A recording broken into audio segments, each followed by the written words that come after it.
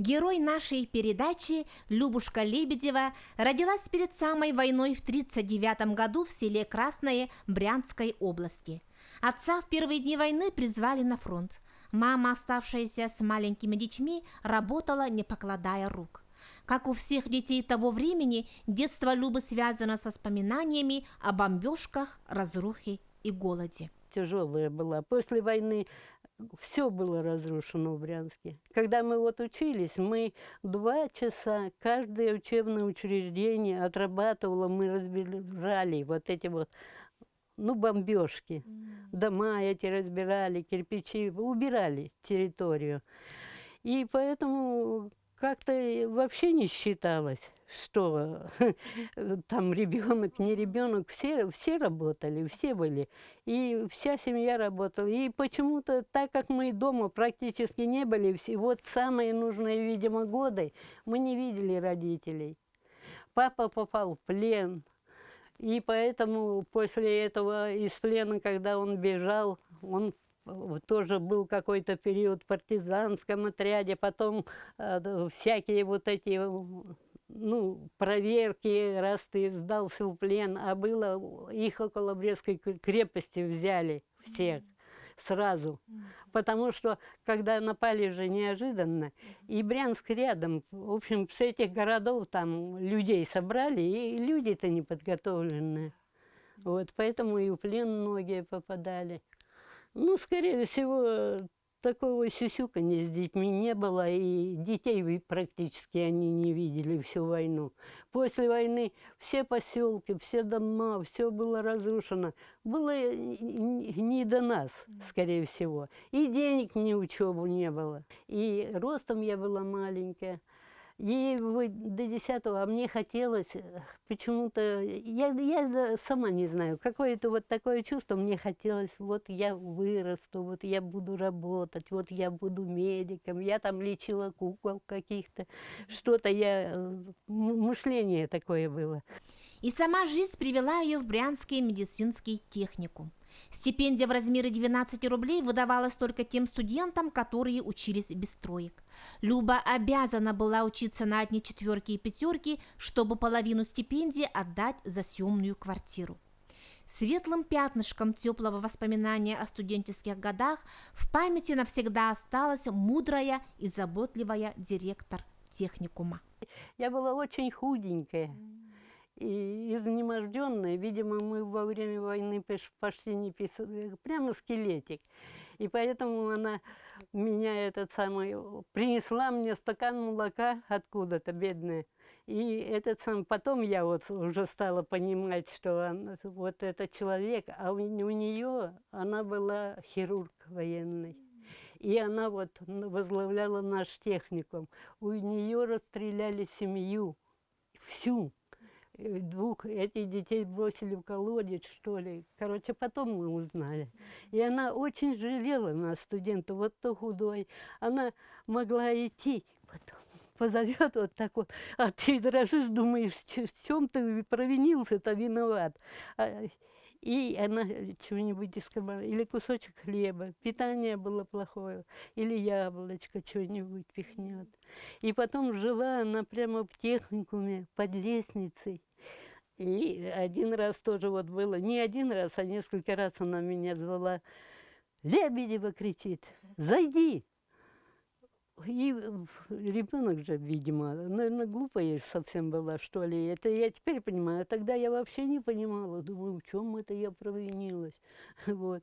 А заходишь, у нее стакан молока стоит и кусочек хлеба. И вот пей, я сказала. Я сижу, ты чего сидишь? Пей, я сказала. И обстановка у нее, вот столик такой, и 2 бревна, стульчиков даже не было. Вот представьте себе, а что вы спрашиваете, почему ребенка отправили? Потому что такие люди, которые всю войну прошла хирургом, вот, и у нее ничего нет, вообще ничего нет. Она ходила в военной гимнастерке, в солдатских сапогах, вот. И еще пыталась подкармливать вот детей ослабленных. Еще я же не одна такая была, человек 6 в нашей группе было. И всех она вот чем-то подкармливала. Или потом вот где-то достает мешок картошки, да, и прямо во дворе вот приносит группу и говорит: вот это вам, вы, вот я, там дрова, там 3 ведра есть, там делаете сами костер. Вот что делали костер и варили картошечку эту.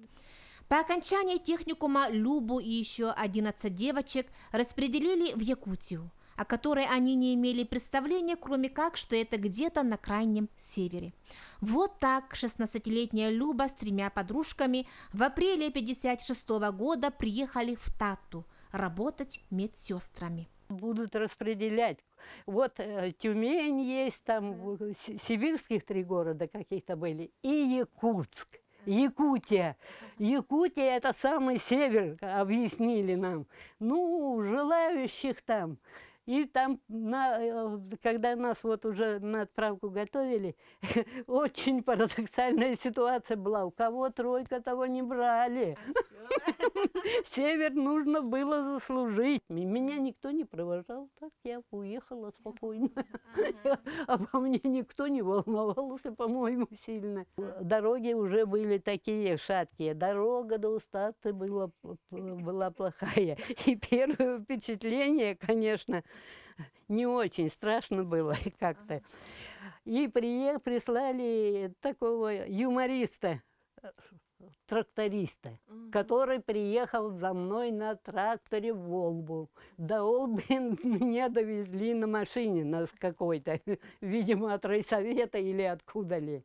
Вот. А в Волгу за мной приехал трактор.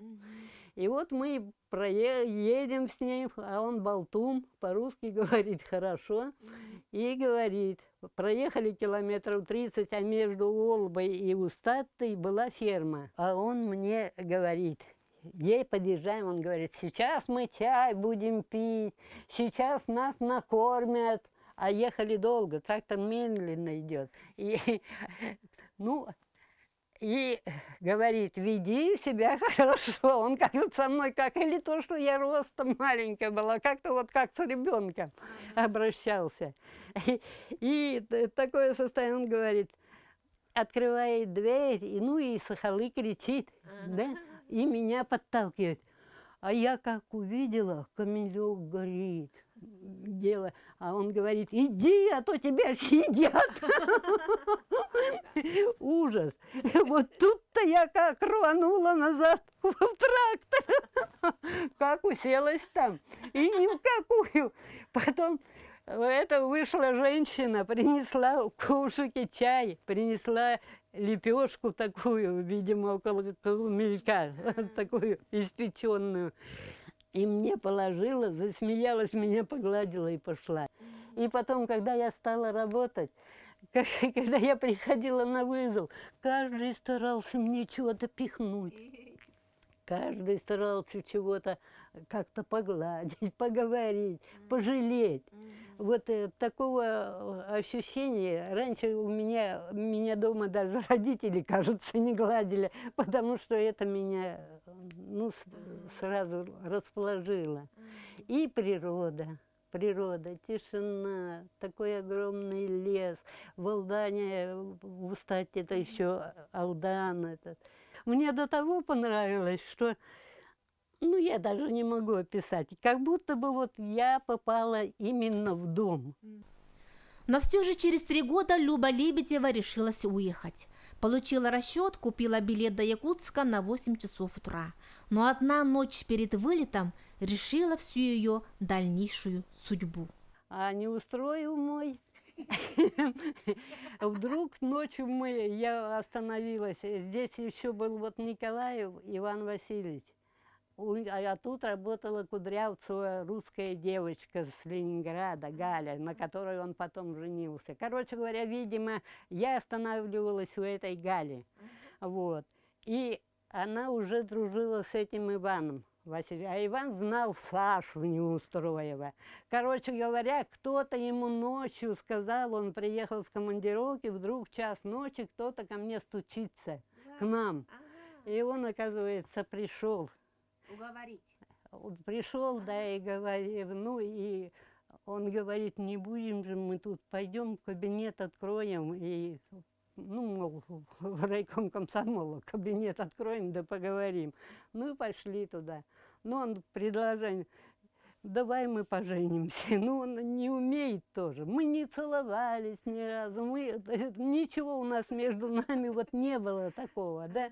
Ну, он всегда со мной заигрывал, старался за руку взять. Ну, вот такая вот такая любовь бывшая. Ну и почему-то я сразу согласилась. Я только сказала, без регистрации я в отпуск не поеду. И я говорю, я завтра обязательно улечу, потому что я дала телеграмму уже матери. Я прилетаю, у меня сразу там самолет. Вот, на Москву. В Москве меня уже будут брат встречать. Вот. И он вдруг меня закрыл и сказал, ну ты тут посиди, а я побегаю. И вдруг он часа через 3 приходит и говорит, пойдем регистрироваться будем. И я как-то сразу согласилась. Как романтично. Ну, не знаю, романтично или как-то, или я уже уставшая была, я не знаю, или я не понимала, что такое замужество. Как-то я вот так сразу согласилась. Вот. И вдруг мы пошли в райсовет, а там сидит секретарь Павлов, такой старичок добрый. И он нас расписал. И все. И никого не было. И мы с ним так. И я говорю, голодные, холодные. Потом он сообразил. Он говорит, я говорю, а где ты живешь-то? А он говорит, у тетки. Я говорю, а чего ты меня туда не позовешь? И это дело уже 5 часов утра. И он меня к Малышеву, вот Терентий Малышев, Евдокия Николаевна, он жил там, оказывается. Вот, и он меня туда повел. Ну, они оладьи она сделала, чаем нас напоили, поздравили, ну, так вроде познакомились. И утром он меня проводил, в 8 часов я улетела. Ой, все свершилось за одну ночь. Все решилось за одну ночь. Ага. Ну, а потом я через 2 месяца вернулась. И вернулась, он уже тут снял квартиру, не снял или дали ему, не знаю. Короче говоря, за баней там Бападовы жили такие старики, они ему сдали дом.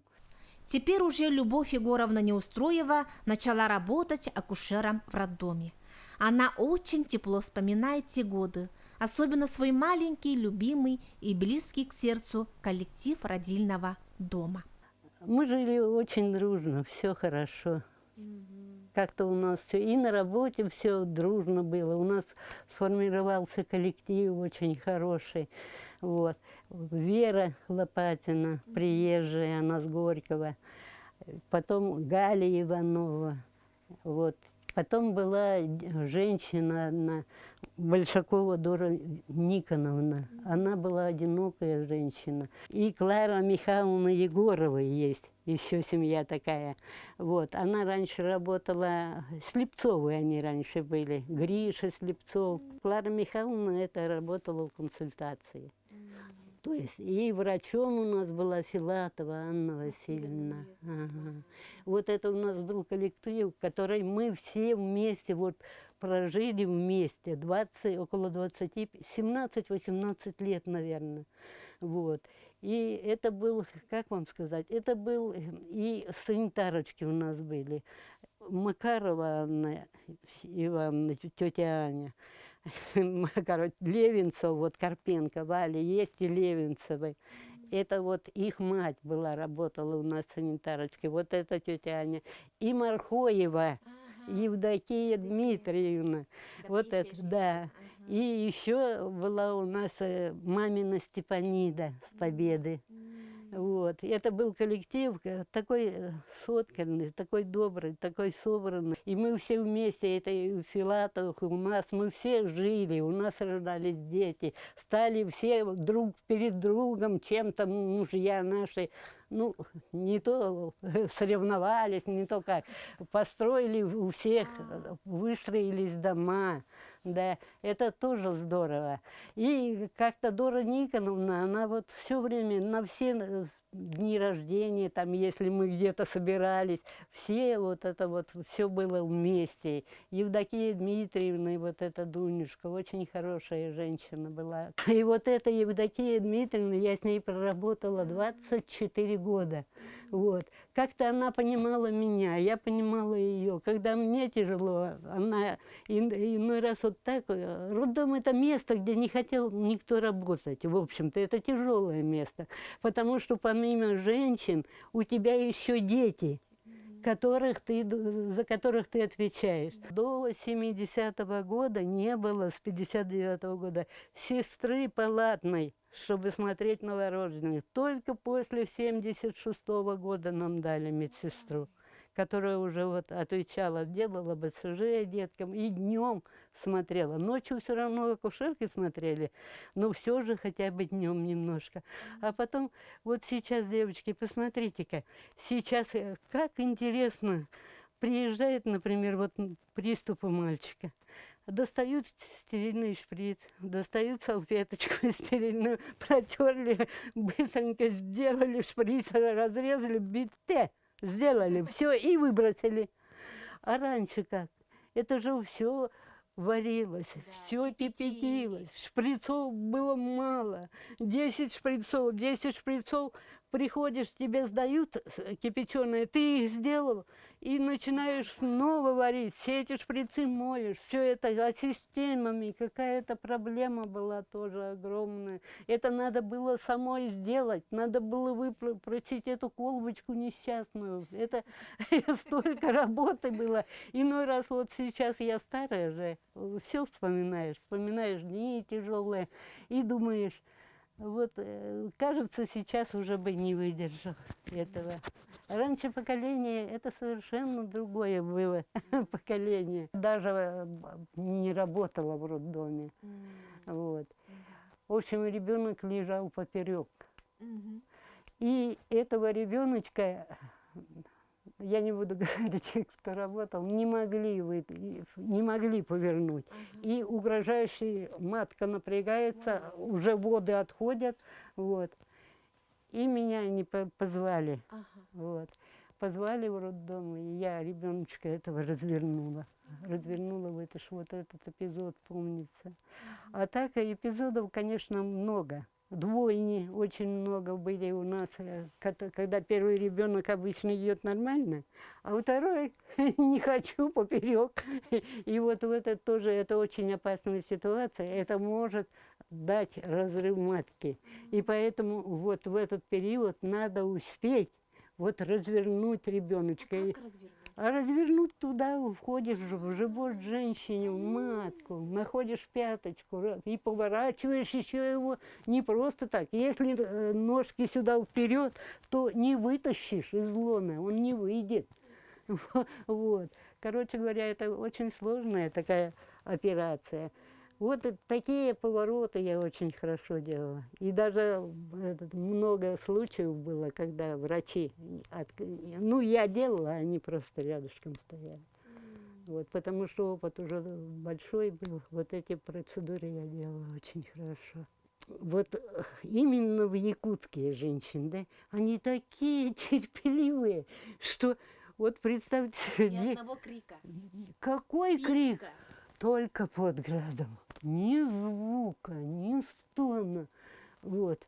И сам ты весь в поту, и весь у тебя уже аж сердце от испуга разворачивается. Они молчат. Вот. И поэтому я говорю, если где работать, то только на севере, с северными женщинами.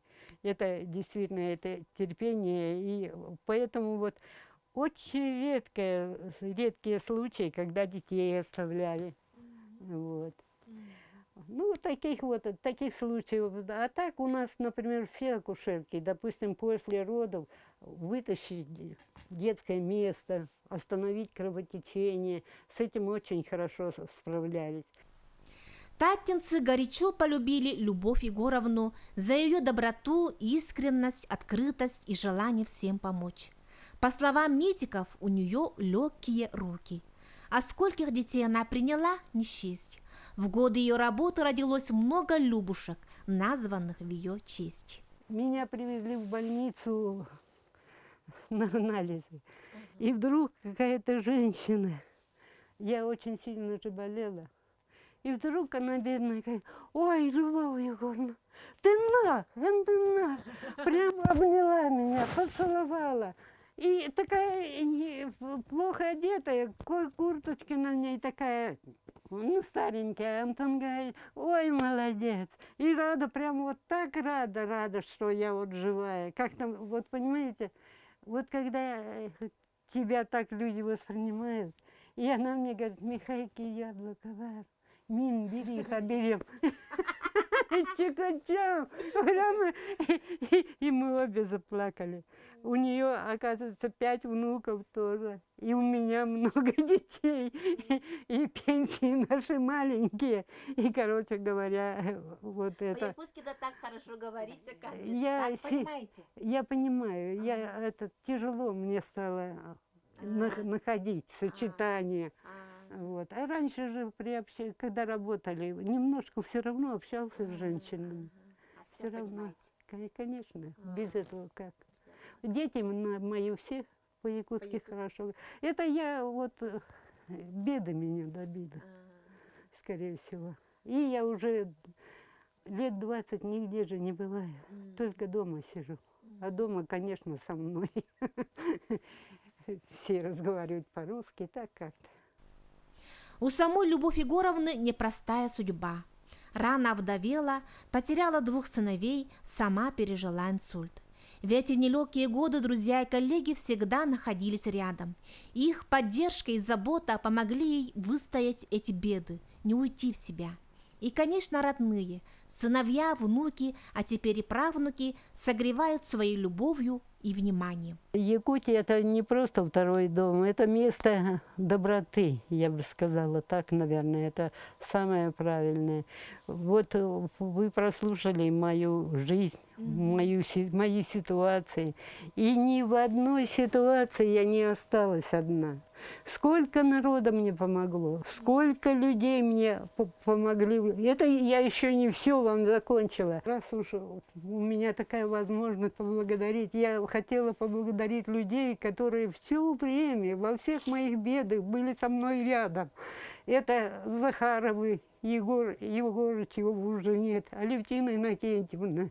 Вот им. Они ни в одной беде меня не оставили. Клара Егорова с Васей Егоровым. Это тоже, которая всю жизнь рядом. Вера Лопатина с Володей, которая всю жизнь была со мной. Мархоевой, когда была жива Дунюшка. Теперь мамы уже давно нет. Зато дети. И Настя, которая редактором работала, и Шура, и Галя сейчас девочка. Она до сих пор мне помогает. Где рыбки принесет, где чего. И это очень приятно. Вот это вот количество. Очень прекрасные люди, соседи, Ксения и Елизавета Татариновы, которые в тяжелую минуту тоже меня поддерживали. И поддерживали не только морально, но и продуктами, когда я вот детей одних осталась, пока оперировались, Мишка уезжал, Света уезжала. Пока все. Короче говоря, на земле очень много людей. И вот не будь людей добрых, не было бы и жизни на земле. Так что пусть республика процветает. Я думаю, эта республика очень прекрасное место, где люди понимают, где доброта присутствует, добро самое главное, наверное. Если есть добро, то будет и жизнь. Так 83-летняя бабушка Люба, Любовь Егоровна, навсегда благодарна якутской земле, которая подарила ей любовь, семью, любимую работу и верных друзей. Здесь ее знают и признают как добрую женщину, дарующую новую жизнь.